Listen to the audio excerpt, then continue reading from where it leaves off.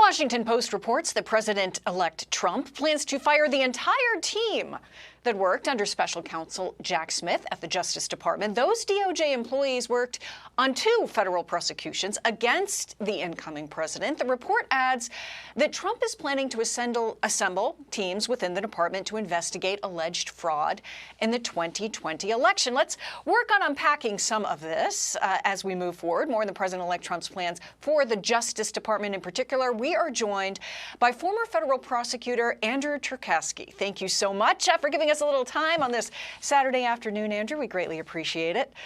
Kicking things off with just the first start, the idea that an entire team might be fired. Now, it's not unusual for an incoming president, incoming administration to bring in new people, new teams, particularly when legal concerns are made, AGs all across the nation.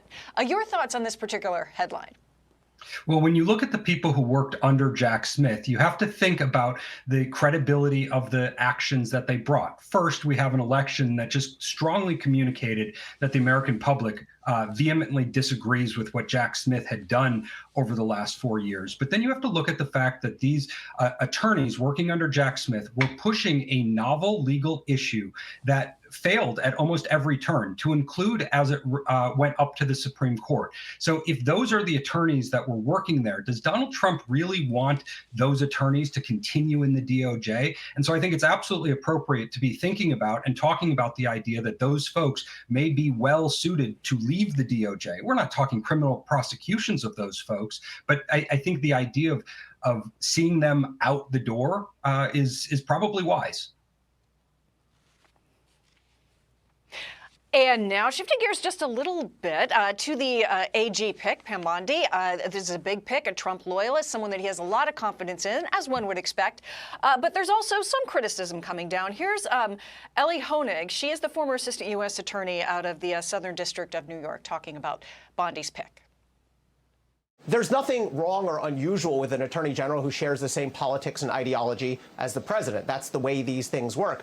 But I think the big problem with Pam Bondi is she was a vocal 2020 election denier. And I think that raises legitimate questions about her independence and her credibility. And I expect that to be a sticking point when she goes in front of the Senate. So he's hitting on something that is also covered in that Washington Post article about President Trump looking back at the 2020 election and seeking answers. Your thought on the president picking Bondi, and what also his focus potentially on looking back at that 2020 election? Well, Pam Bondi gives President Trump really everything that he was hoping to get from Matt Gaetz, plus much more. Her credibility as a very effective AG in the state of Florida, which has particularly MAGA-type politics, and she's proven herself effective. Matt Gaetz had not run a similar office, so I think that she really is a stronger pick to be able to perpetuate the policies and the ideas that Donald Trump has for the DOJ. As for the criticism of her, I mean, if you want to go back and continue to... Andrew, I'm so sorry. We are running out of time. I have to wrap this a little bit quicker than I expected. But Andrew Cherkasky, thank you so much for coming on. I really appreciate it. Really appreciate you sharing your insights with us. I'm Steve Ducey. I'm Brian Kilmeade. And I'm Ainsley Earhart. And click here to subscribe to the Fox News YouTube page to catch our hottest interviews and most compelling analysis.